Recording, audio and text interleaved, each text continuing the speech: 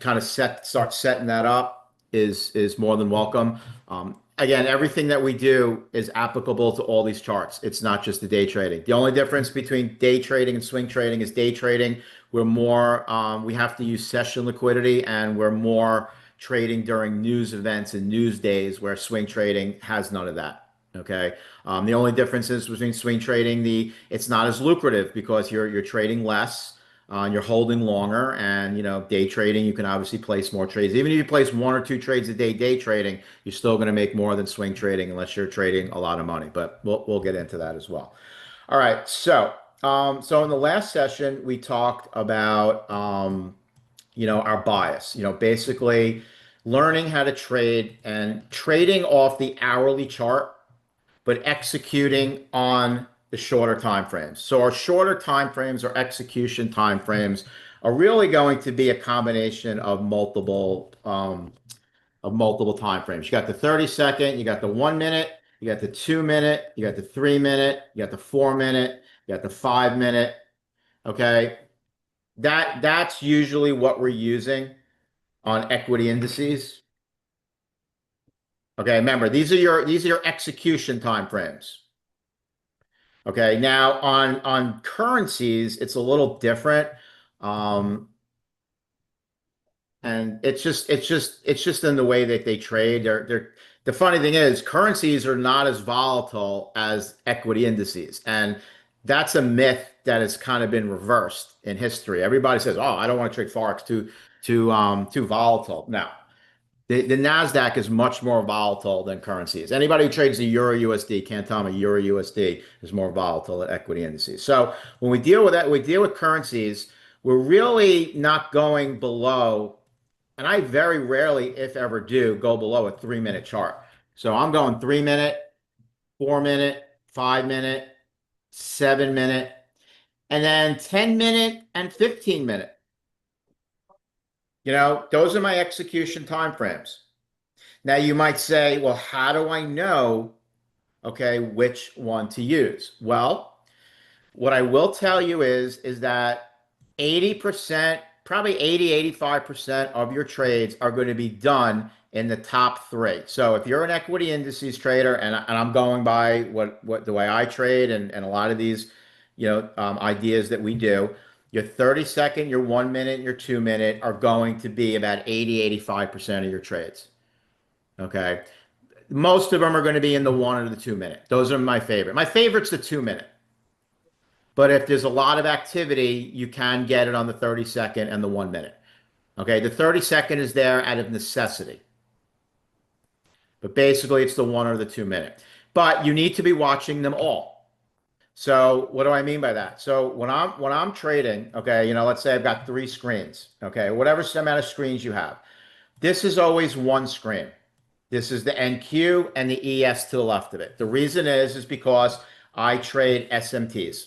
We trade SMTs. SMT is a very important aspect of our trading. And just to review SMT, okay, if you have two correlated assets that are both coming into support levels, okay, and one of them breaks the low, but the other one doesn't, that's a Kraken correlation. That is called an SMT. We've gone over this plenty of times. We did a webinar on it, and there is a methodology video on it as well. Make sure you understand what an SMT. An SMT is the most valuable indicator you will have on TradingView or NinjaTrader. There's nothing more valuable. You can pay for thousands of dollars for a tool or heat map or some type of system. This is the most valuable indicator or concept, because it's not an indicator because you draw it yourself out there. And I think everybody in here who uses it and the amount of time that you guys used it can probably agree and back that up. Okay, so make sure you understand what SMT is. Okay, so let me get rid of that. Okay, so now I have the 1 minute chart. Now on a separate screen, on a second screen, I have this chart. And this chart has my 2 minute, my 3 minute, my 15 minute, and my 5 minute. And then on a third screen, I keep I have my trading view, which is my 30 second. So at all times, I am always looking what I do with my illustration here. Oh, crap. There it is.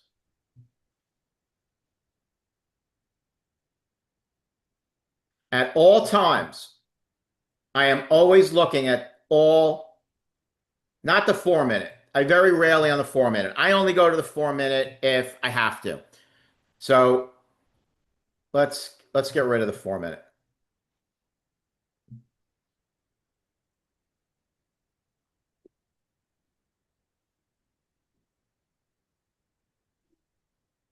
Very rarely will I use the 4 minute. It's out of necessity. And as you do this, you'll learn. I always have the 30 second, the 1 minute, the 2 minute, the 3 minute, and the 5 minute in view. I have all the time frames in view because when I go to execute, I need my execution time frames that I use to tell me the story. The story is not always on the same chart.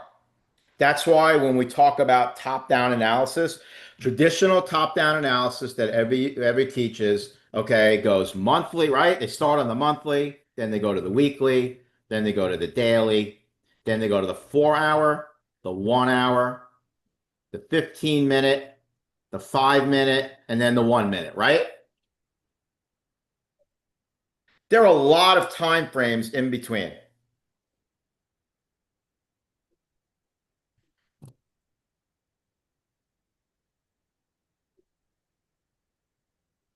Pavel, SMT has been around for longer than we've been alive. Trust me. Trust me. This isn't a new concept. SMT is just a branded name. Yeah, it's a branded name. So most people look at the market and they trade these time frames. Well, the market isn't always told, and the story isn't always told, okay, on those exact time frames. So when I go down to my shorter term time frames where I'm looking to execute, I'm not just using a 5 minute and a 1 minute. I'm going to use everything up to a 5 minute, 30 second, 1 minute, 2 minute, 3 minute, 5 minute. And everybody here who trades this model understands now why we do that. And this morning was a perfect example. There was a trade that most of us took. Okay, I think it was right here. Okay, you could have taken this trade on the 1 minute, the 2 minute, or the 3 minute. And I've gotten feedback from multiple people in this program today saying they took it on the 1 minute, some the 2 minute, some the 3 minute. That's very rare. You took it on the 5 minute. I saw that. Okay. So you'll learn how to understand that. But basically, what these time frames are doing are telling you a story, and you're figuring out where the story is told. Now, a lot of the times it will tend to differ on volatility. When volatility is slower, the higher time frame, the 3 and the 5 may come into place a little bit more. Yeah, Robert, you took the 3 minute. I took the 2 minute. Here's three of us. Roberto took the 5. Robert took the 3. I took the 2. But I can tell you one thing. I bet you we all sold at the same spot. Right? I'm here. The target for today, which was this high right here. Yep. So you have to make sure, okay, that you're able to tell a story. Now, in currencies, it's a little different. It's a few more, and I added the 10 and the 15 here because sometimes in the currency markets, the 10 and the 15 signal is better. And I'm good with that because a 10 minute or a 15 minute trading signal or pattern or what we look for is much more valuable than a 5 or a 3. Why did I get the 4 minute out of here? There we go. Is much more valuable than a 3-5. But in general, you're going to be on the 3, 5, and the 7 on currencies. That's the only difference. Okay. When you're day trading, obviously your higher time frames are usually going to be the 4 hour and the 1 hour for equity indices. Currencies, even if I'm day trading, I'm doing the 4 hour, and the 1 hour also for my long term. But for currencies, if I'm day trading, I still want to see the weekly. I don't need to see the weekly in in the equity indices. But currencies, I want to look at the weekly, the 4 hour, and the 1 hour. Now, the weekly, I don't need to look at every day or just maybe glance at it, right? It doesn't change much. It's one candle per week. But I want to have an idea of where I'm heading if it's giving me any information. Sometimes it will, sometimes it won't. Okay. Remember, every high or low is a draw on liquidity. So when you're in a weekly candle, last week's low and last week's high could be both draws on liquidity. So it's important to understand where we are. Okay. So once you have that set up, okay, and obviously we're not going to talk about how we get to a trade today. We're not going to talk about the setup. We've done that already in other videos. Okay, we'll do that as we backtest, but today I want to focus in on when we have decided that we're going to enter a trade, meaning price has gotten to our point of interest. And our points of interest are called POIs, and they are usually going to be fair value gaps or point of controls in a volume profile. Okay. So once we have hit from a POI and a fair value gap and a POC, now we're looking for delivery from that area. Okay. And when we get delivery from that area, we need to see delivery in a special way. We need to see delivery that tells us that smart money is protecting this area, that money is coming into these fair value gaps. Because remember, when you come into the reason why a fair value gap is created, like this fair value gap on the way up, is that institutions ran this so high that people did not get to transact in this area. So if you did a volume profile over this area, it would be almost no volume. Maybe there'll be a little bit here and there. So when price comes back into it this morning, this area needs to prove to you that there are buyers still here that were waiting that did not get filled when it shot up like this. And that's what markets do. That's why markets always come back into fair value gaps because they're always rebalancing markets. And once they rebalance, then they target liquidity, which is these external liquidities. Okay. And here, and we look at this all the time, internal to external. Okay. We have an external level right here, right? Come in, we create a fair value gap. We dip into that fair value gap. We trade up and we trade to external. We take out external.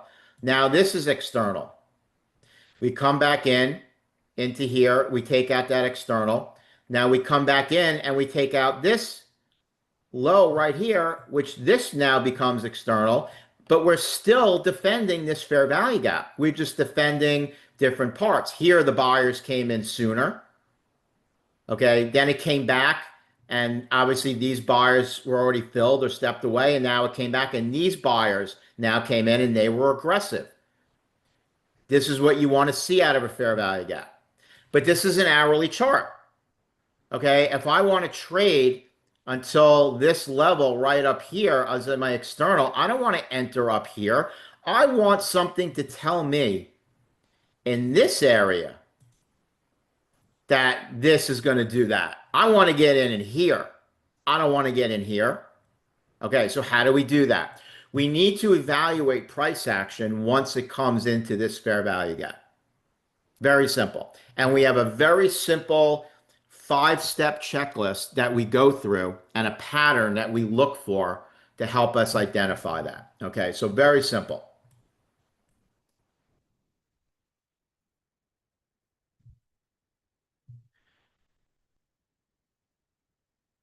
We have to come into some type of point of interest. So in this case, this is going to be a low or a high.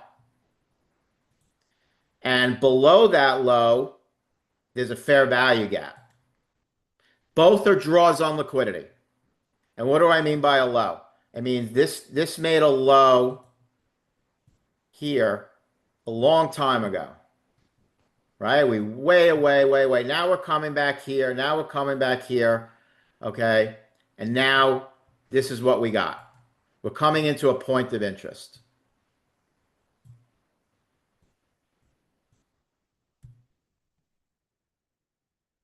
So we have a very simple rule. What do we want to see? Okay. First of all, we need to see some type of accumulation before we get to this level. Usually we like to see something like this. Okay. Now we need to see a break of this internal liquidity right here. So actually, this is internal liquidity right here. So is this right here. These are all liquidity levels because we're taking out this low. Okay, so step number one, we have to take liquidity. Okay, step two, that manipulation move lower has to be a fair value gap. It has to be a displacement. If it's not a fair value gap, then big money is not involved. Has to be a fair value gap. Has to create a fair value gap. There's the fair value gap. Okay. Next, we have to have SMT with ES, meaning if NASDAQ took the low here, the ES would not have taken this low. The ES would have still been here and not drop below this low. It'd still be here, and the ES would be something like this, while the NASDAQ broke this low. Just like the illustration I showed you before. Now, it could be either way. Okay, the NASDAQ could have been the one that didn't break the low and had a fair value gap here. And the ES could have been the one that did break that low. Only one of them needs to do it because you want to see SMT because that Kraken correlation is the cheat code for a reversal. Okay, but for this illustration, we're going to assume that NASDAQ is the one that broke in below this level and created a fair value gap. So the SMT would look like this. It would mean this would be SMT here, but the ES SMT would be from the same spot, but it would be an upline to this level right here. That's a Kraken correlation. Very important concept. Now, the third step is we need to inverse that fair value gap with momentum. Okay, meaning we got to shoot right back up and disrespect it with momentum. The sooner the better. What this basically does, it shows that this was a bluff move, a manipulation, that the bearish order flow is being disrespected. And if bearish order flow is disrespected and price cannot find buyers below this level, what can't go down must go up and seek liquidity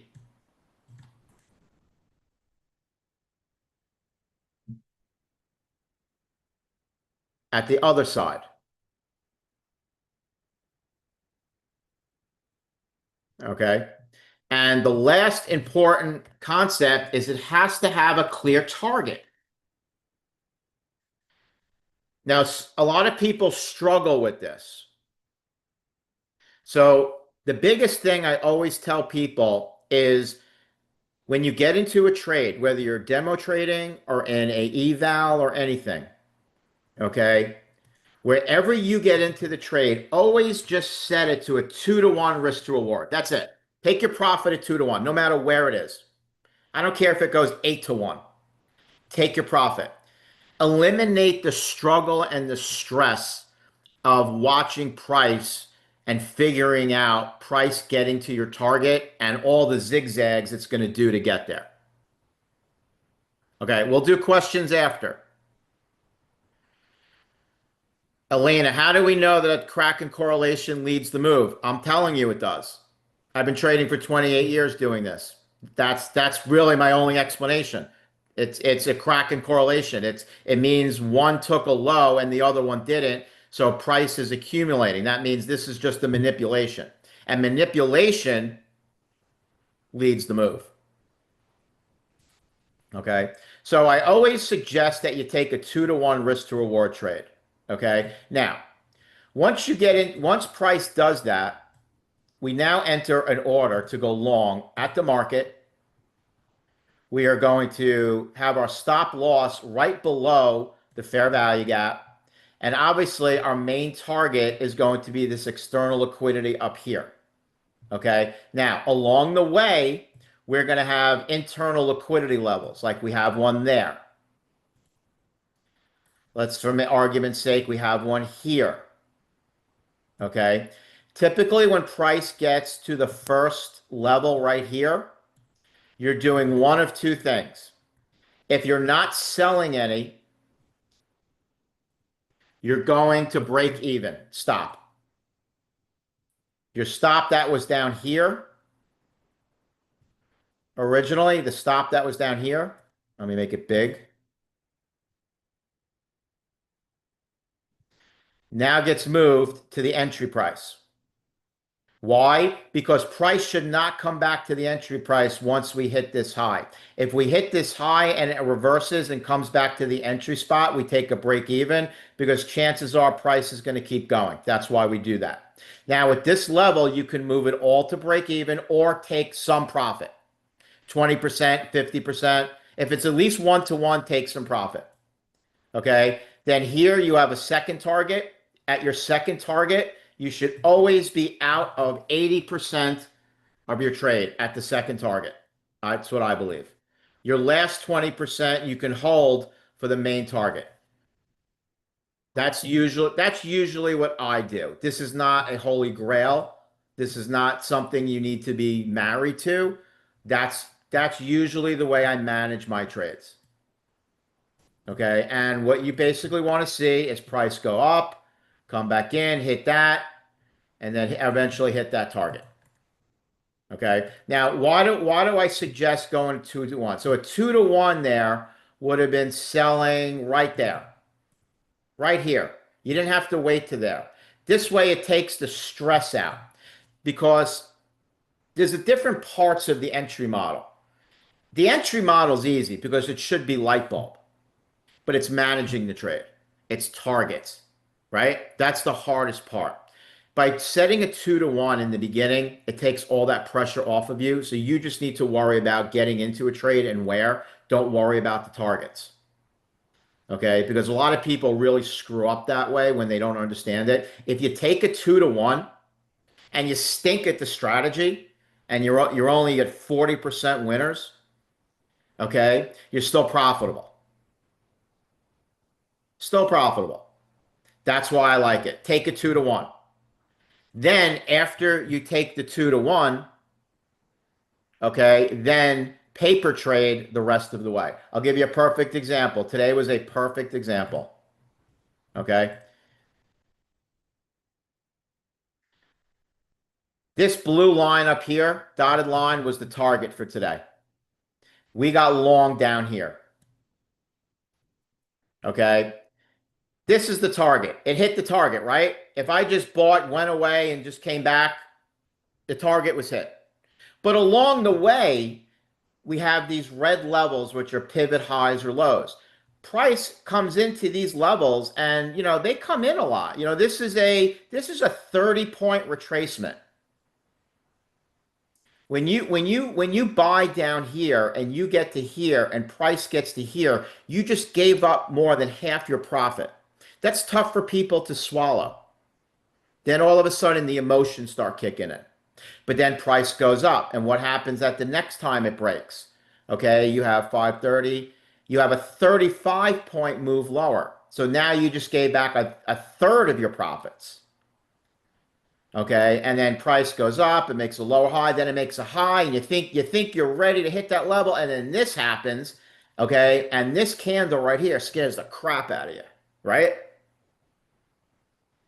And you're like, oh my God, I'm gonna lose all my profits. I better get out right here. And then what happens right after you get out? This came down to grab some liquidity, and then it shot right back up and hit the target. Okay. But if you just do a 2 to 1,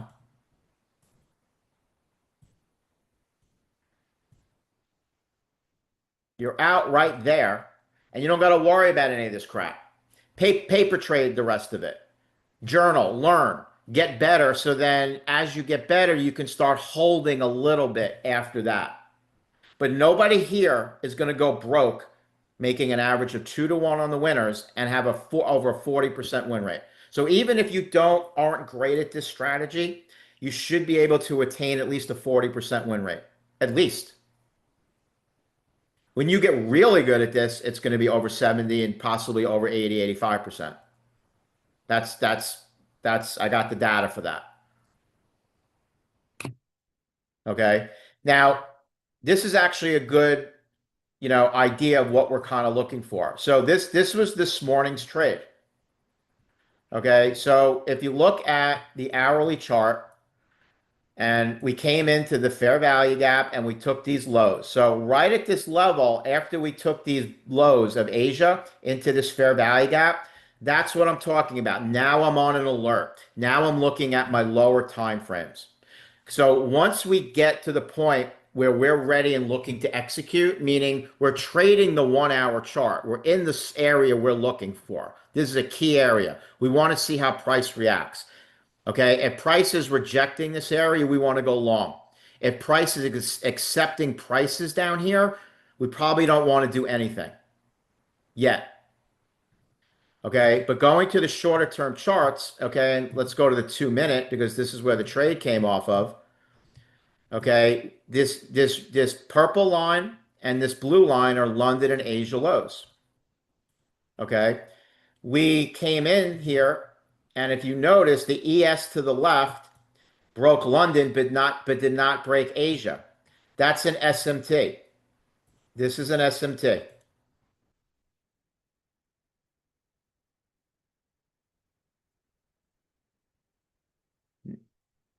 NASDAQ took out Asia. That did not. Okay, so we now have some of the criteria for what we want. We're in a key area. We broke key internal support.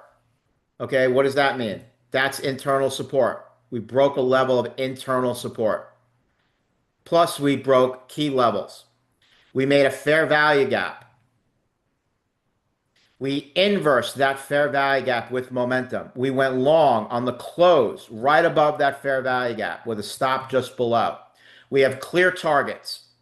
I got this pivot high right here, which I probably want to go break even at. I got a little pivot high right here. I got them all marked. These are all the levels, clear levels. And my clear target was this blue line. Why? Because we had already predetermined that on the 1 hour chart that this high and this fair value gap were going to be targets of liquidity for today.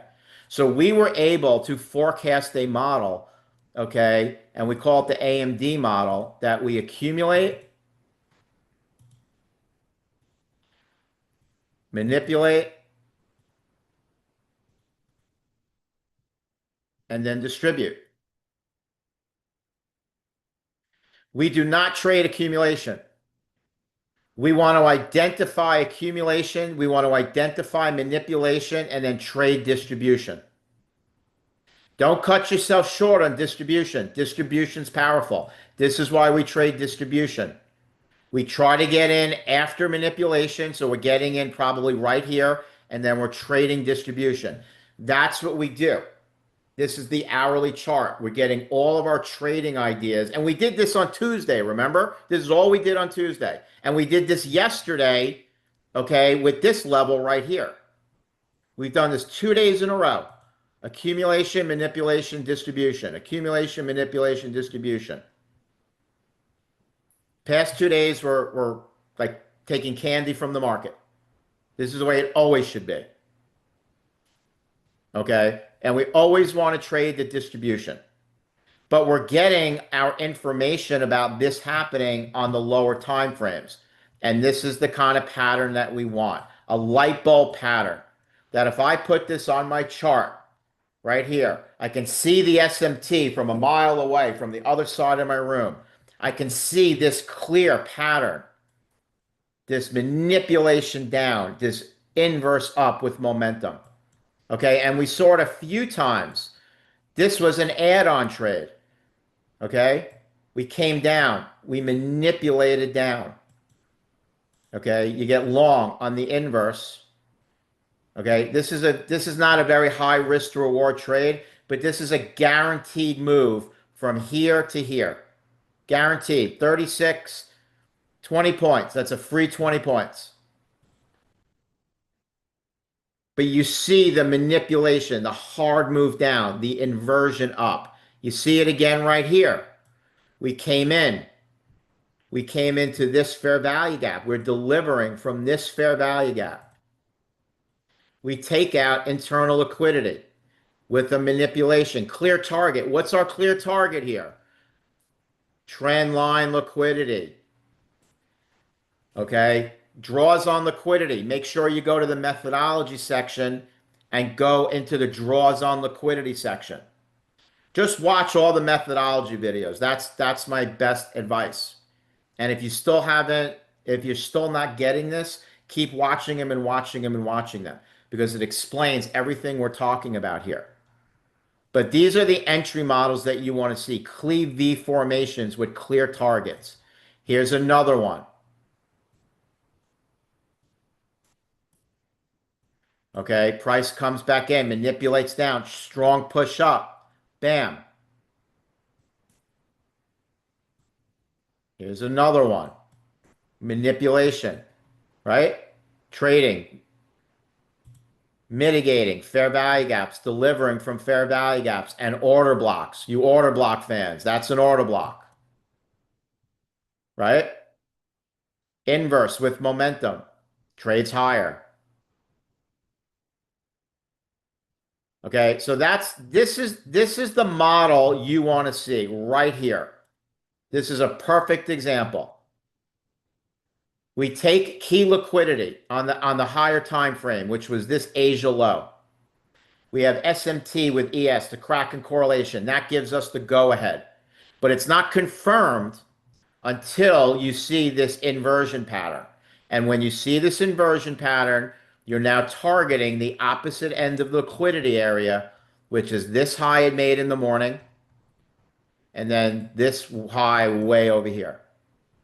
And for those of you trading today, didn't once price did this and didn't take out the high and came in lower, didn't you say to yourself, wow, this is a gift, right? How many people said that? Yeah. Yeah. I couldn't believe it didn't go through and it started coming in. I'm like, wow, we're going to take out London and Asia low and then we're going to go back out and actually take out that liquidity. I said, it can't be that easy. Yeah, did it yesterday too. Hey, September trading, I told you. It's a little switch.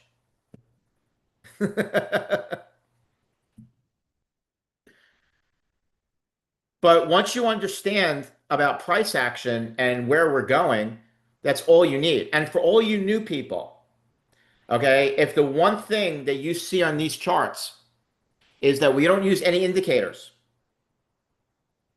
there's no red, green buy or sell signal. This is just understanding a very simple concept of price action, having a higher time frame context, which is trading from a higher time frame fair value gap, like we did here on the hourly, right here, and then going down to your lower time frames for execution. See here, I'm trading the hourly chart. Okay, coming into New York session today, I'm like, oh, we're in accumulation, right? How many people thought that? We're in accumulation this morning. What do I need to wait for? I just need to wait for manipulation now. We could have manipulated higher first and then went lower and took these out. But no, it manipulated lower, which told us it wants to go higher. All we did was wait till the market came in, took out these key levels of liquidity and waited, And then here we go down to the lower time frame to get our model, our entry model. And when we see it, that's our Q. And the most important part of this model is the SMT. The most important part. Without it, you could probably make 65-70% of your trade winners without it even. But with it, you're talking about 85 to 90% if you've done everything else flawless. Obviously we don't. But 75-80% is pretty darn good. Okay. Guys, I'm gonna start taking questions in a minute or two, so don't keep posting them, otherwise we're gonna get behind. But I'll start getting to them in about a minute. Okay. So today was a very simple lesson. Now, to me, this is the easiest part of trading. What we did on Tuesday is the hardest. But if you combine Tuesday with today, you now have a trading strategy. And that's all you need. Tuesday and today. The other videos will add salt and pepper to everything and some spices, right? Like trading view tools or ninja tools and initial balance and stuff like that. But Tuesday's session and today's session, combining them both, that's where it's at. For intraday trading, the NASDAQ, that is. If we want to go further onto our model about internal liquidity, external liquidity, I have to still upload that video. Okay. All right. I'm going to start taking some questions. Just type in when you have one. Just type in question. If you don't have a mic, then type in the question. I just want to scroll back a little bit so I don't miss anybody. So it looks like Robert, you're first. Alvidrez. Yes, sir. And I think you actually kind of took care of it as you continued. But just for, as soon as you get into to the trade, you were saying once you hit that first swing pivot, make sure to move to break even. And at that point, you're not scaling out, right? Like you're still going for the initial target. Once you get You there, know, it depends where that pivot is. Okay. So obviously here, this would be the pivot. right. Once we crossed it, we already hit the second pivot. So this was a no-brainer. There wasn't anything to think about here. Okay. Sometimes this will cross this line and pull back a little bit. Okay. If I have a lot of conviction, and listen, if the break even is at least a 1-to-1, I'm probably moving it to break even and maybe even taking off 20%. Or maybe I'm taking off 20% and moving my stop. So initially my stop's usually going to be, this is the series of candles that took out, with the body. So I mean, I usually place my stop right there initially.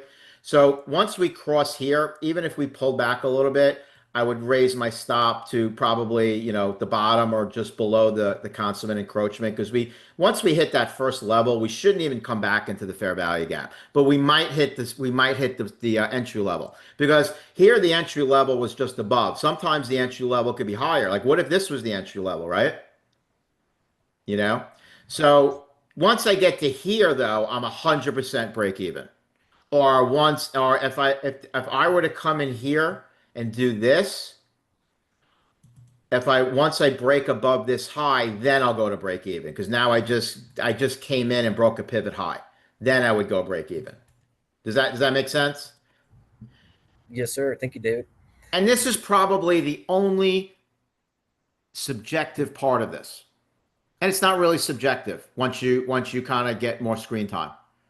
Now, currencies will back and fill a little bit more than equity indices. So when I'm trading currencies, I do not move my stop to break even unless I have at least a 1-to-1 and a clear higher internal liquidity.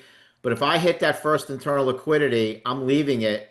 But if I pull back and then break that level, then I'll move my stop to break even. So in currencies, day trading, I'm a little bit more flexible. On the NQ, from what I've seen, you don't need to be that flexible. If it's going, it's going. Especially if you're trading from the correct level, it should go. especially when you see momentum like this, right? Momentum, right? Momentum. If I got one, well here this is the target anyway, but this is momentum. They don't really pull back that much. But that's kind of the only subjective thing. So make it really easy for yourself in the beginning, and then as you see, things develop, and as keep a journal and keep records, and that way you'll kind of figure out what the best stop placement progression is for you. Okay. And then going further, if I'm getting long here and I'm holding everything for here, I mean, as you get more experience, you'll learn to, get out and add on. Like I was all out right here. A day before NFP, anything can happen. This was really weird. Yesterday's afternoon was really weird. I didn't want to take the chance that we were going to not take this out and retrace a lot. So I got out here because I knew that they're going to come up here and mess around and they'll give me another opportunity. So that's what I did. And then once we had this one right here, I took this right up into here. Okay. And then this manipulation here, I took because I had a clear draw on liquidity of the trend line. Okay, so I didn't need to hold it up there because I actually did one, two, three trades into that level, you know. But that'll come with experience. But in the beginning, 2 to 1 is always a good starting point. Okay, Christian, how do you journal your trades with multiple take profit? So at Trader Dale's, we have his one.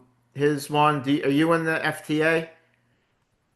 If Yes, you Yeah, so I don't use Dale's. I use TradeZilla only because I've been using it for years before I started this with Dale, and he created it. I would ask Sterling about that. I don't know anything about his Dale's tracker very well, so I couldn't advise you on that.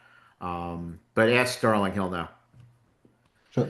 I have another Justin, AMD question. structure, trading D phase. Yes, so Justin, you want to trade the distribution phase of AMD all the time. All the time. Jorge, question? Yeah, What's, I thank don't you, know. Yeah, David. go. I have a In today's trade, we did have SMT, but it was not like a local SMT. Is it No. because this one was still internal? No, I mean it was local enough because it's an Asia low, London low Okay. SMT. That's very powerful. You're talking about session liquidity SMT for the guys or gals who trade the currencies in the London and Asia session. This is all they do. They look for SMTs at session lows and highs. It's a key reversal point. So this and it's not like we're looking back long. We're looking overnight.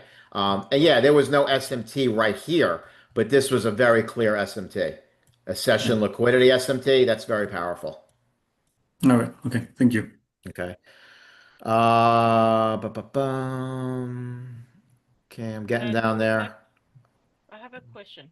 Yeah, hold on, hold on. Let me go through these. Just put question in the box, please, and then I'll call on you because I have a whole people in the list here. Um, So JR, since we are initially delivering from the 1 hour fair value gap, we did not need to deliver from the higher time frame around those extra entries on the way to talk. No, we're going down time frame. You're getting your bias from the higher time frame, but you're executing on the lower. So you don't have to inverse a fair value gap um, on the 1 hour chart to get your entry. You're going down to the lower time frame. And there wasn't any here anyway. Yeah. Christian, I think I got your question. Gilberto. Another one. Oh, you So, have another one, Christian. Yeah, go ahead. yeah, Sorry you about mentioned that. before and also in the beginning at 10, 11, and 10, 12. So at the 1 minute chart, you said it was also valid entry. Yeah, so But 1 minute, if you took the 1 minute, yeah, uh, the 1 minute you would have just kind of yeah, the 1 minute was an individual one too. Yeah, it was kind of the same. See, that's the 1 minute. So yes, that would but have my question was, why is the swing low before not valid? Because even if we don't consider it the wick, the move up at 10, 12 was very strong, and it right had right here, yes right because there. if you look at the higher time frame charts. because NQ. Yeah, hold on. I'm telling you why, Christian. You have Okay. you have a 3 minute. This is why you have to have the higher time frames. Because if you took that 1 minute, you were buying into a 3 minute bearish fair value gap and then it rejected. Oh, Okay. okay. Once we go here, we don't have to worry about that anymore because once we inverse here, we know we are safe until this high, and this is already filled this fair value gap, so it's on a different leg of price. But no, listen, this is the common mistake, Christian, and I'm Yes. glad you brought. I'm not serious. I'm glad you brought this up because this is the kind of trade, avoiding this particular trade, that's going to take your win percentage from the 50-60 mark to the 65 to 75 mark overnight. Mm. Yeah, Okay. well, But my but you statement, the see first you one, then see got fair. why you see why the 3 minute invalidated that 1 minute setup. So that 1 minute setup,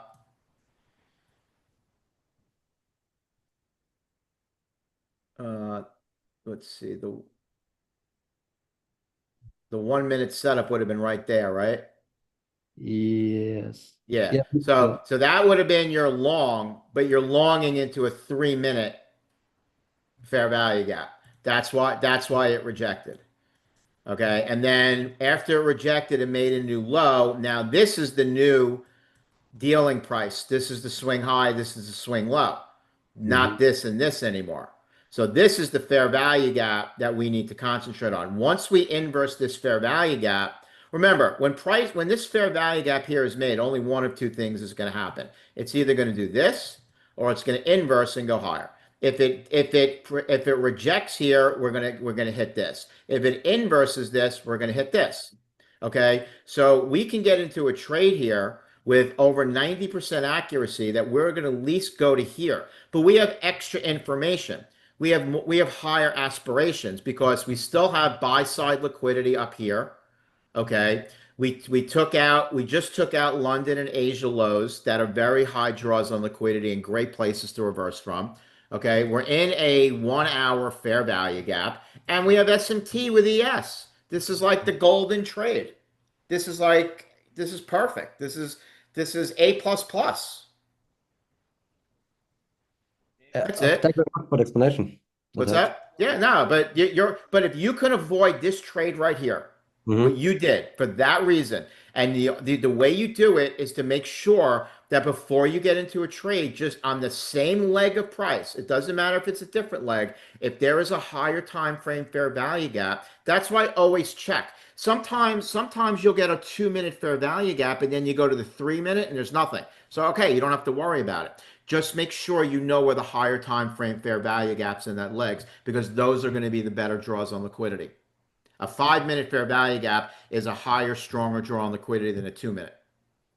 Mm-hmm. Okay, and you're going to need to inverse that. So yeah, if you can eliminate that trade, that's going to help a lot. Okay, Gilberto.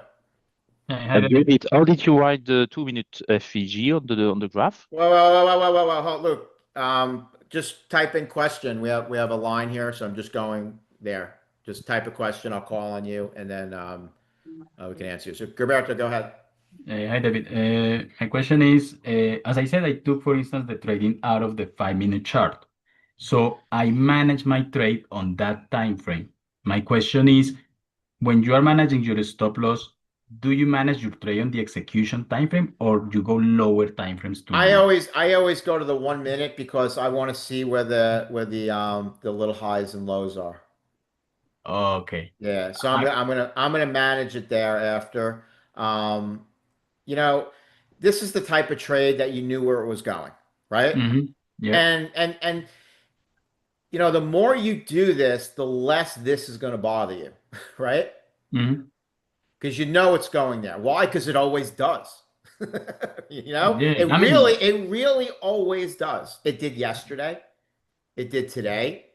It doesn't have to yeah. do it every time, but as long as it does it 8 out of 10 times, we're good. Yeah, yeah. But as I said, I stay in the 5 minute chart, and for instance, that pullback that you pointed out that you added an add-on, I Yeah. was still on the trade because I haven't hit my target. Because I was looking at the 5 minute, I was not looking at the 1 minute. Yeah. I mean, listen, if you're on the 5 minute, because if you're on the 5 minute, this should be a lot cleaner. I mean, I was on that Not trade so, for yeah, 62. not so much, but yeah, this is a Yeah. little cleaner because the only candle you really worried about was this. Yeah, but at that point, But I then haven't. when you saw this, you're like, oh, I got it. You Yeah, know? yeah, exactly.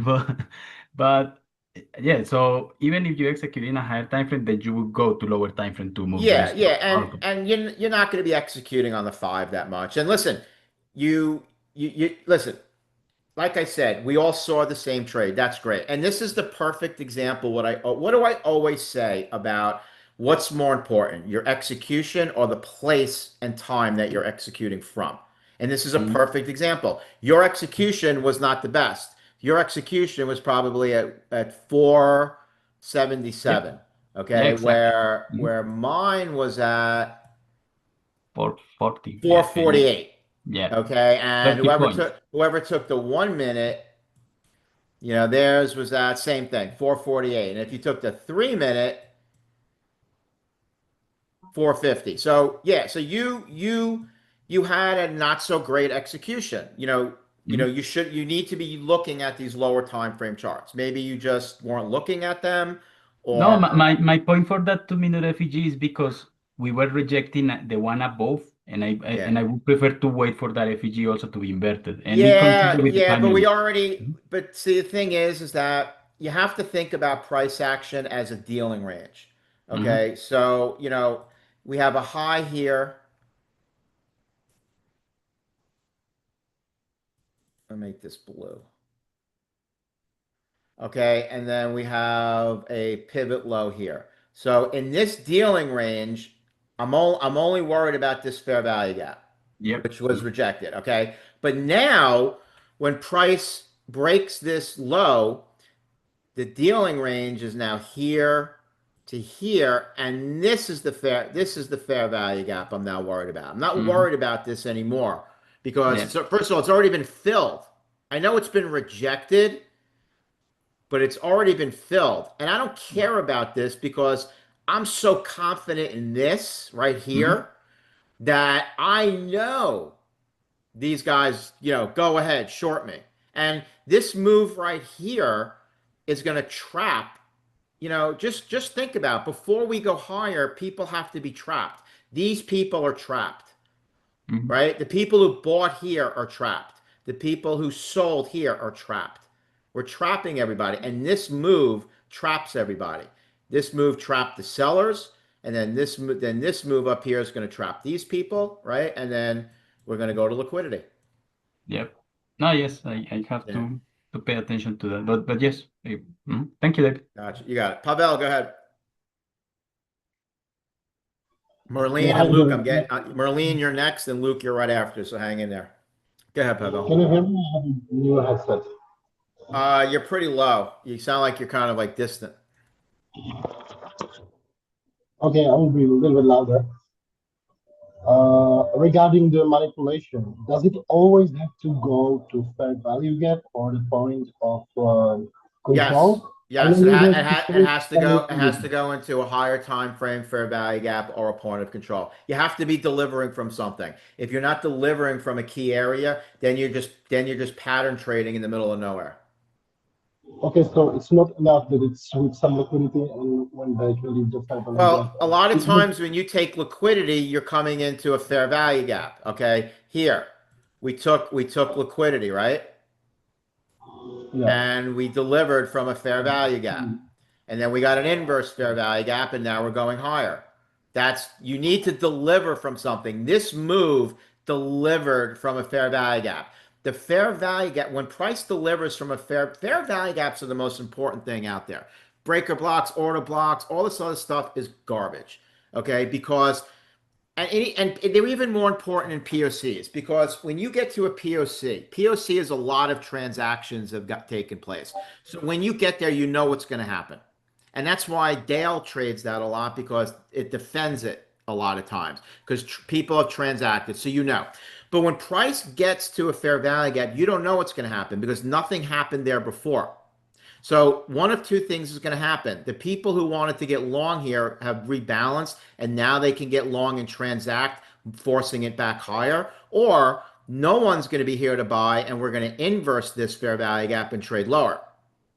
Okay. So when you see price defended from a fair value gap, that's telling you smart money is buying here. And when you have the momentum here inversing this fair value gap, that's the model and entry of our trade.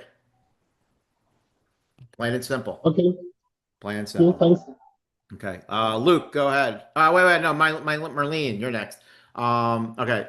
When you have a divergence where you normally take the trade, or how do you know where to take the trade? Okay. So you're always looking for this pattern right here. I'll put the cleanest one up.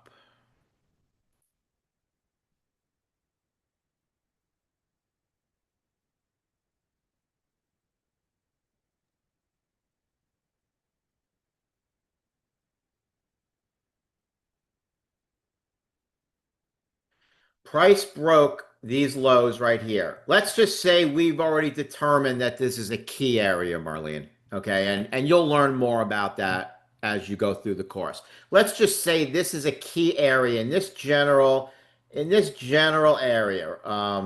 We want to look for longs or a reason to go long, just in this general area. I'll get rid of it. The way we are told, or the way the market tells us that price is being defended here and we want it reverse, is it gives us a couple of clues. One is SMT, which is the divergence. That tells us that money is defending this area right here and is about to go higher, and that this is just a manipulation because ES is not even willing to do it. It doesn't need to manipulate because it's so strong, it's going higher. Then this just shows that this is a manipulation. And this could be either way. The NQ could have been this and the ES could have been this. It doesn't matter. Same concept. And as you can see on the ES had a very clean. Look at ES's clean, right? But So we have manipulation on both sides. He has got manipulation. yeah, you have manipulation on both sides. Now, the manipulation on the weaker pair is going to be easier to identify because it's going to break this key low where the ES did it. So sometimes the stronger pair, you're not really going to see manipulation. But in this case, okay, on the stronger pair, even though we did not break this key manipulation area where NQ did, we still took out internal liquidity here. Actually, these were equal lows, pretty much equal lows right here. We took out these equal lows right here. We took out internal liquidity. So we still took out liquidity. And when NQ dropped below here, that gave us the SMT. And you could have taken either one of these trades. But on the ES, and it's cleaner, so we'll take a look at this. What you're looking for is you're looking for a price, a new low to be made with a fair value gap. Then you want to see that fair value gap disrespected back to the upside. We call it an inverse fair value gap. Okay. You are going to go long right at the market, Marlene. Don't wait for a pullback. Don't set a limit order. Just buy. Okay. And then you're going to target, well, let's just say your first target's going to be this first internal high right here. Okay. And your stop is going to be, right below the inverse fair value gap, usually either right below the candle that inverse did or the body of the candle. So this would have been about a 5-to-1 risk to reward trade. My confusion was whether we have the divergence, so I don't know which pair to take the trade. Was it the one that goes lower or the one that didn't take the So that's a low? great question, Marlene. So technically you should buy the stronger one and short the weaker one. Okay. But when we trade equity indices, the majority of us trade the NQ only because it just moves and delivers a little bit better. And that way you don't have to watch the time frames of both the ES and the NQ because you're going to need a lot more charts for that. So what we do is no matter what the divergence is, we only care that there's a divergence. We don't care which is the weaker or the stronger one. We're always going to take the NQ. Now you don't have to. You can trade the ES. It's the same concept. And Mm. the only valid explanation to the two main explanations I have that I only trade the NQ is because if I had to trade the ES also, I need to keep up the 2 minute, the 3 minute, the 5 minute, and the 30 second on that also, and that becomes very it becomes a lot. So Okay. whenever I see the entry model, I can just enter the trade. Yes, yes. It As long doesn't as you matter. have the divergence, as long as one of them makes a lower low, or if we're looking at something on top, okay, one would have to make the lower low and the other one would make the higher high. One makes the higher high, one would make the higher low. And then you always short the weaker one. But in the NQ ES case, typically we just trade the NQ. That's not what you have to do, and it changes nothing about what we do. It's just a matter of preference that I just prefer just to trade the NQ. I Does that got make it. sense? Thank you. Thank you. Got it. Okay. And watch the videos, Merlene, and we keep things very simple here. So Mm-hmm. you're going to be able to catch up to speed pretty quickly. Yeah, You don't have to learn anything fancy. I try to get a better understanding about price action now. Yeah. Yeah. And Mm-hmm. it's just really your first day. Just imagine where you're going to be in a week, in a month, 2 months. Mm-hmm. Welcome to the group. If you need any help, let me know. Okay. Thank you. Thank you very much. Okay. Appreciate it. Bye. Luke, go ahead. David, how do you draw the 2 minute fair value gap? Which limits exactly? I don't know what that means. No, you just change the position of the gray zone, and now I fully understand how it has been drawn, but it was right for me because it was not linked to the 2 weeks. But no, it's perfect. That's my Oh, because I'm sorry for the interruption, but no, it's no, clear. that's It's okay. I perfect. was probably showing somebody the fair value gap on the 1 minute, and then I went back to the 2 minute and had to readjust it. Yeah. Just one additional Armando. Just one additional question. Sometimes I've seen you are taking the fair value gap not between three, but a little bit more candle. Is it true? Can you repeat that? No, normally the fair value gap is between the wick of two candle with one inside. But I've seen sometimes you are taking more than uh, a line with three candles, four candles, or five candles. You are taking the wicks, but a little bit further than just with the three candles. Is it true? I'm not following what you're saying. No, the FVG should be between the wick of the first candle and the wick of the third candle. Yeah, so I have so the, I here have the, here the candle is right here. yeah, but I have the Okay, so impression that sometimes you are taking more than one candle oh, in you mean between. sometimes I'll go to the body if the wick is a little bit longer. Okay, and in this case it wouldn't have made a difference because it's still closed above. Um, but when I am 100% so confident in the trade, Luke, I'm taking it. I don't care. This is a small wick. If I had a big wick here, I would go to another time frame. Okay, but in any case, it's only with three candles. You cannot Yes, use the four fair candles. value gap can only is the definition of a fair value gap is 3 candles with a gap in the middle. It can only be 3 candles. Okay, thanks a lot. Okay, you got it, Luke. All right, Armando, sorry, buddy. Go ahead. Quick question. If I'm looking at a 1 hour time frame and the price is displacing from that, let's say I already got the SMT, it took out liquidity, and then it reversed a bearish fair value gap on a 2 minute. But I'm looking at the 5 minutes time frame at the same time, and there's another fair value gap on top. Should I wait for the 5 minutes to invert, or is it good to go in once it's inverted the 2 minute? All right, that was a lot. So let's kind of simplify exactly what you're talking about. So you're on the 1 hour. Right. What are you looking at the 1 hour? So we're looking at the 1 hour right now. So give Okay. me an Yeah. example. Let's say it's displacing from a 1 hour time frame. I'm looking It's for displacing from the 1 hour time frame. Like, what does that mean? Like, there's a fair value gap on the 1 hour time yes, frame? yes, on a fair value gap. Anywhere?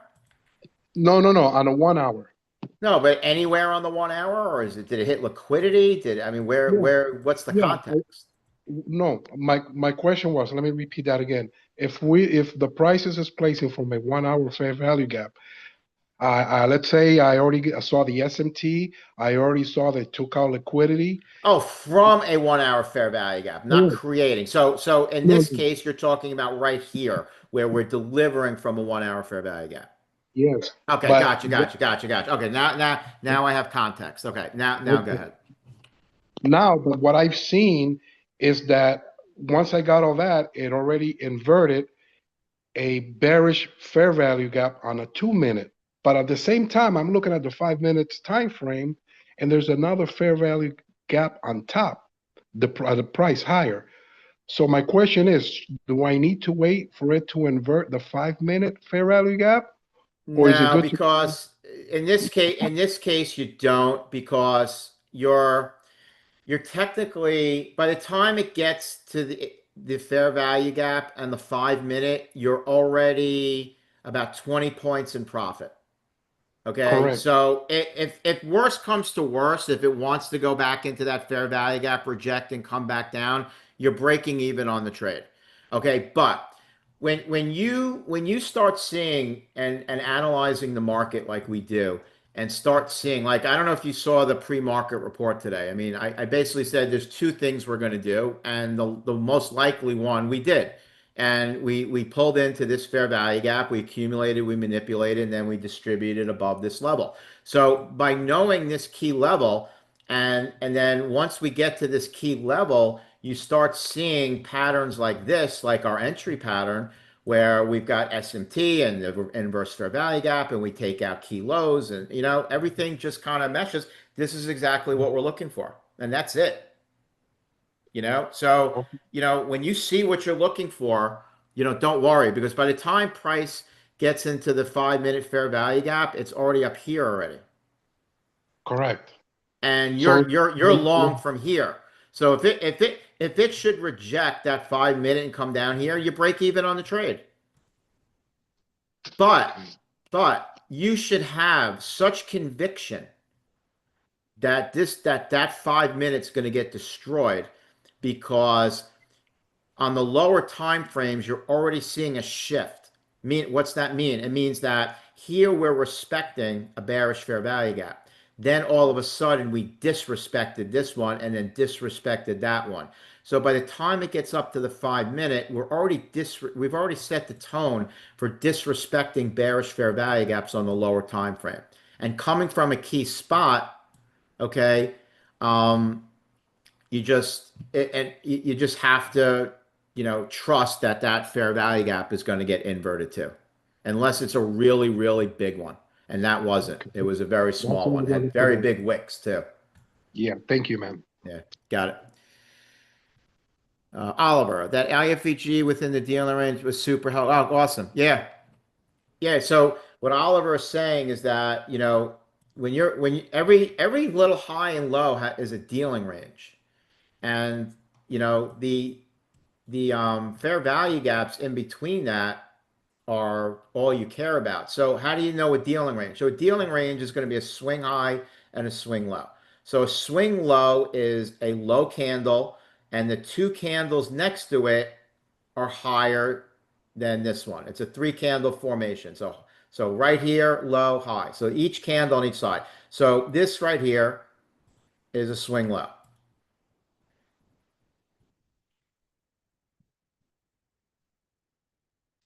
Now, once we see that happen again, okay, so this is a swing high, but it didn't come back in. And then this is a swing high. And then this is a swing high. Okay, but this is still a swing low. So between the swing low and the swing high, this is the fair value gap that price is going to rebalance to when it does. And this is your dealing range. We're either going to defend this and go higher, or we're going to inverse this and take this out. It's the only two things it can do. That's why our strategy is so simple, because that's all the market does. The last swindler that you just showed us looked like a manipulation, isn't it? Which one? The last one that you just showed us. Right here. Yeah, it The is a swing low, the manipulation. last Yeah. swing low. Yeah, it's a manipulation. Yeah. I've been fighting to understand this. Today I do. Thank Good. you. Good. Keep it up. Awesome. Awesome. Gilberto, I don't. Yeah, Oliver, 100%. I agree with you. Yeah, Joe. So when I go to the lower time frame, I'm only trading the NQ because when I go to my lower time frame, I have to look at my 30 second, my 1 minute, my 2 minute, my 3 minute, my 5 minute. If I got to do that for the ES2, I'm looking at way too many things. I'm not going to be as efficient. That's one reason. Okay, that's a good reason. The second reason is that the NQ just delivers better. Just does. Trades better. It's a little smoother. It delivers better. Now, there are some times where the ES might set up better. Like today, the ES really did set up a little better, to tell you the truth. I mean, the ES, and it was a stronger pair, and I saw it before I entered the NQ, and this one set up really nicely, as you can see. And it never even retraced until it got to a 5-to-1 risk to reward trade. Okay. So I'm not saying don't trade the ES. And sometimes I do. And today, Joe, I should have because it really was the cleaner one. I knew it when it was happening. And I should do it more. Okay. As long as it happens on the 1 minute chart. If I don't have time to go to a 2 minute or 3 minute, I'm taking it on the NQ. So most of my trades are going to be NQ. Bye, Pavel. Good, Robert. Awesome. Keep it up. Yeah. MNQ, right? What's I always trade MNQ, chart NQ. Gilberto, a tip in TradingView. If you hold control on your keyboard and then click and drag, you can select multiple drawings at the same time. You don't have to delete one. Oh, okay. Yeah, I hate that.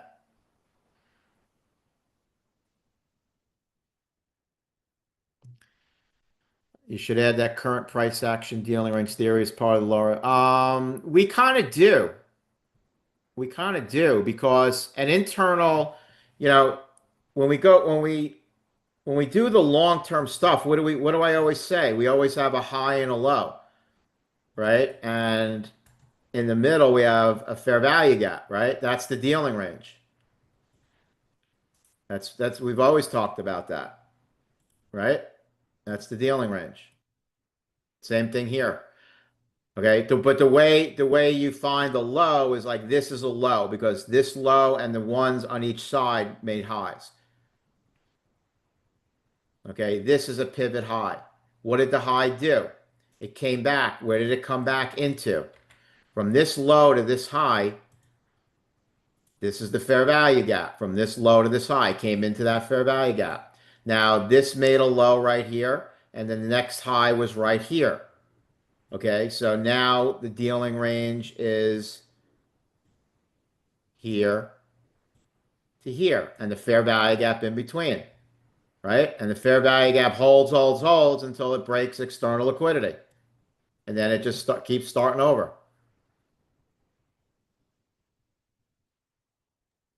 Beautiful. Right? Simple, right, Marlene? No indicators. Beautiful. Beautiful. It's just reading price action at its simplest Yes, form. That's it it. is. Wow. That's it. Hmm. Premium and discount, Robert. You know, it's a little overrated. You know, if I'm in premium and I know where I'm going, I buy into trade. Obviously, you want to buy in discount. And when you accumulate and manipulate and distribute, the manipulation brings you into discount. So if you're trading accumulation, manipulation, distribution, you should always be trading in discount. Listen, you don't need to actually place the trade in discount. Price has to have come into discount first, and then your trade is valid. So what do I mean? What do I mean by that? Here's premium and discount. Okay, let's say whatever, let's just say price came up here, now it's coming down here, and it does this, and then it does that. But you don't need to enter below the discount. The fact that we came into discount and came out of discount, it's okay if your entry is right there because your target is there. Does that make sense?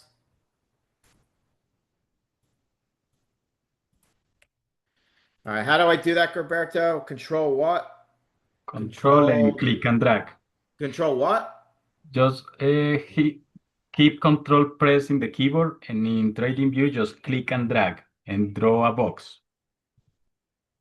No, but I want to delete these. No, yes, for that reason. Just hold control on your keyboard Yeah. and then click and drag. No. You don't have All to right. click, you have to draw a box. I'm going to be here all day. And listen, I appreciate it. Don't but I'm select it. Wrap it Yes, don't around. select it. Yeah, it's There gone. you go. Yeah. Sometimes you guys make me feel old. No, that can't This is happen. when I feel like my son, he just boom, boom, boom, boom. He can do anything technology wise, but me, and there's From probably right a lot there, of press things that you control. don't. From Huh? right there, press control, No, and yes, then Here? but No, off no. that, move back a little bit. Yeah, in a Yeah, and blank then space. press Yeah, control right there, Yeah. and And then select click. that whole area. Here? Yeah, well, Okay. back off. Back. Now press control right there, and then hold Yeah. it, and then press click on your mouse, and then move your mouse to select the. Almost Like kind of like you're drawing a gonna draw. box. Let's get back to Not questions. I left like click, that right? better. Not right click, left click. Okay. Oh, Hater, what did I want to tell you today? Something I reminded me of you today. I forgot what it was. What was it? I don't know. It must be a topic that we've been talking about. It was a trading topic, obviously, but I just I asked you yeah. about the break even. What What's else did that? I think yesterday I asked you about break even.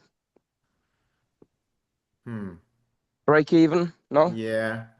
Or was it something Yeah, else? maybe it was. Maybe it was. Yeah. It was something that happened that just reminded me of a conversation we were having. It might have been that. It wasn't crazy important. It just when I saw your name, I'm like, oh. Video. Which video, Joe?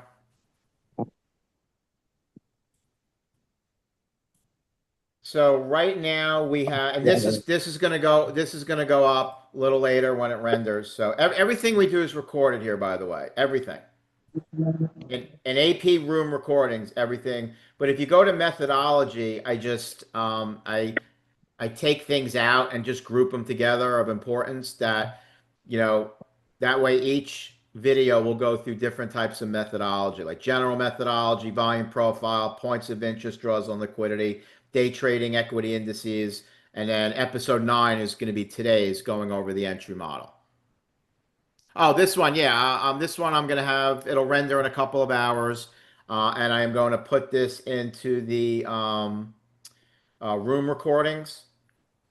And then I'm going to put it into the methodology section. So it'll probably be up in a couple of hours. It takes a couple of hours to render, especially these that take a while.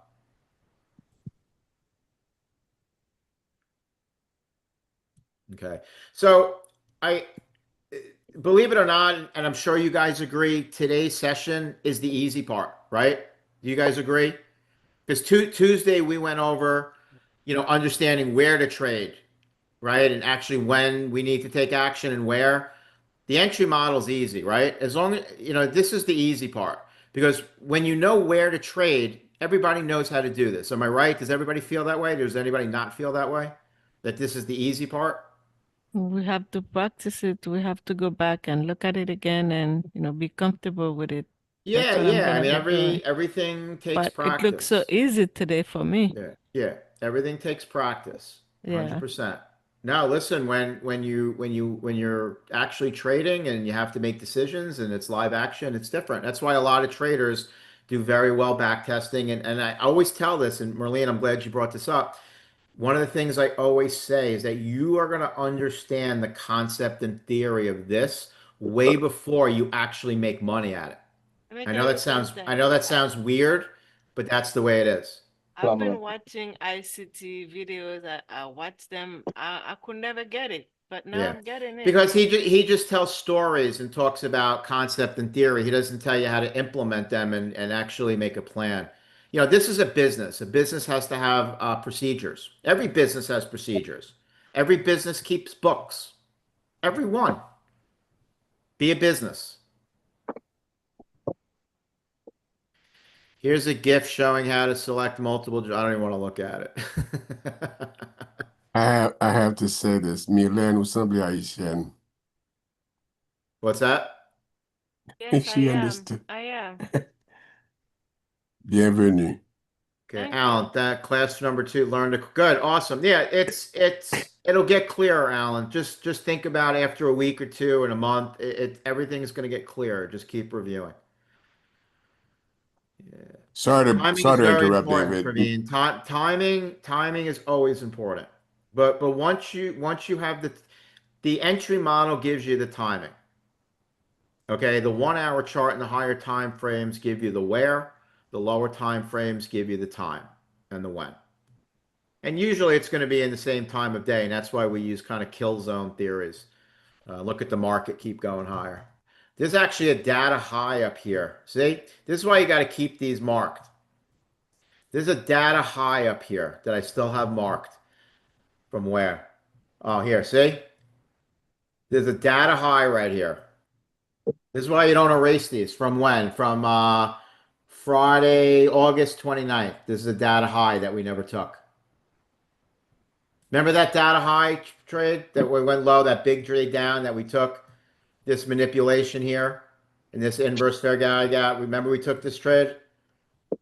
We inversed the fair value gap right here. Okay, and then we had this big inverse right here.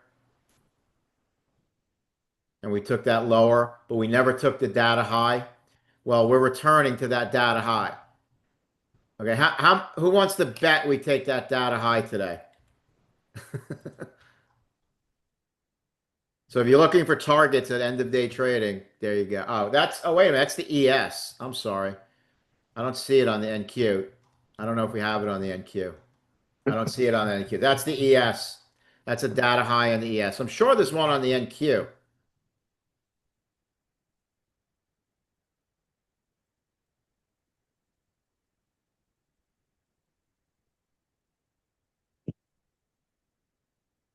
Oh, we could. I think we're at, let's see. Oh, no, we couldn't have been because I think we're at all-time highs. Wait a minute.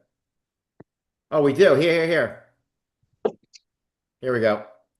Data high that we didn't hit from the 29th.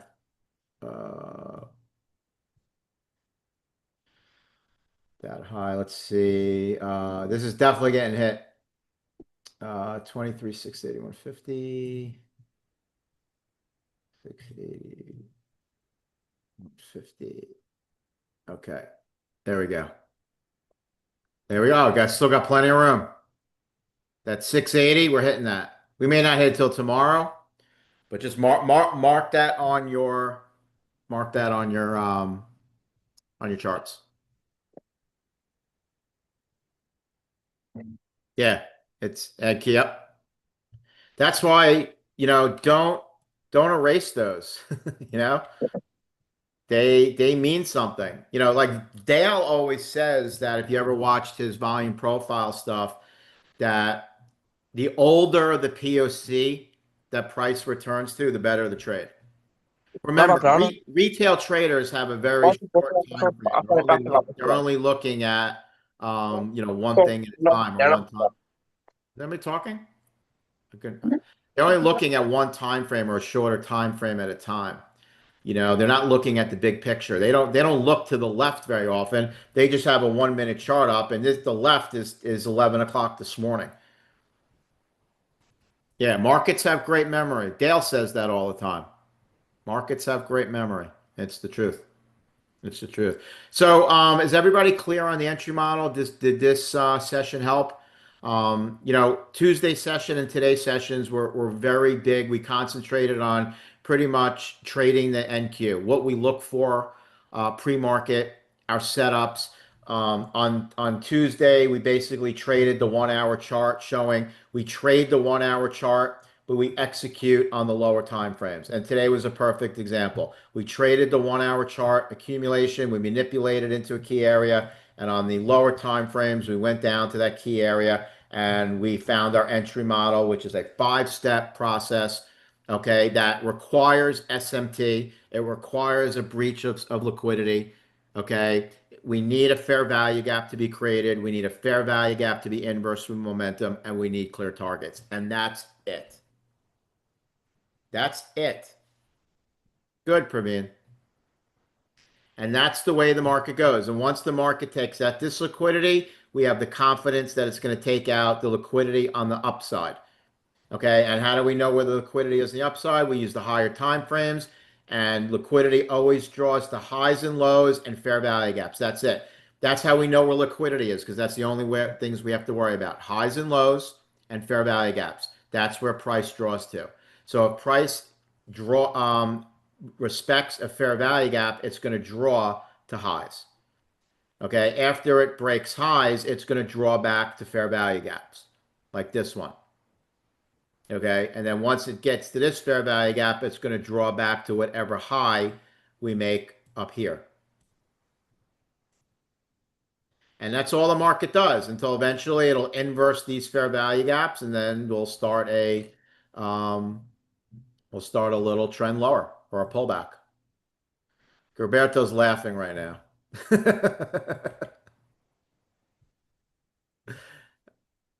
And I know I feel stupid doing this, but I think it won't. I think it'll take shorter. Okay.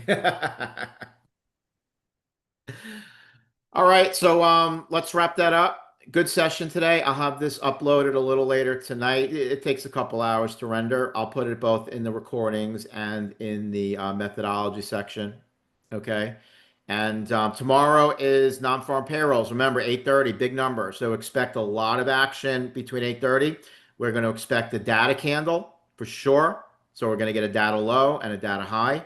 Then it's Friday, but it's September, and we've got liquidity levels that we can still draw to. We still have these levels up here, which is a draw on liquidity. We have equal highs, relative equal highs. We have this up here in fair value gap. So, you know, there's plenty of action and move to up here. We've got about 180 points still to here. So tomorrow could be interesting. Oh, I don't know, Hader. I'm not looking at swing trades today. We'll get into swing trades when I get everything set up. All right. We'll look for that pretty soon. We're working on it.